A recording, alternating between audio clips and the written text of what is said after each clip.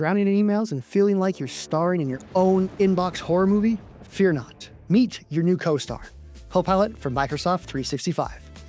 I'm Willis with your Copilot tip of the week, and today we'll show you how Copilot can help you manage your emails.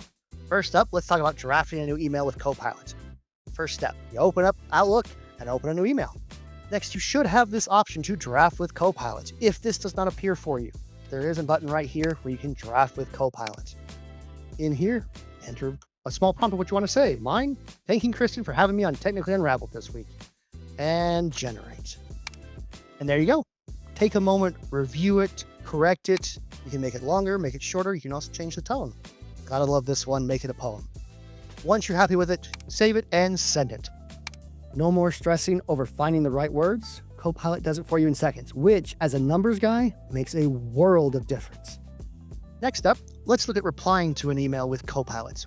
First step is, have to have an email. We'll click reply. When we do, we should get a suggestion from Copilot. Oh, thanks for reaching out. What are the details? Or excited to start. It does the same thing, creates a draft for us, or we can create custom.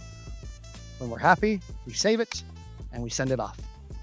Perfect for catching up without getting lost. Talk about summarizing emails with Copilot. We open our email and we click Summary by Copilot. Copilot takes off, does its thing, gives you a summary of the key points and action items. Copilot makes managing your emails easy and helps keep you on top of your work. Whether you're drafting, replying, or summarizing, Copilot has you covered. And that's your Copilot tip of the week.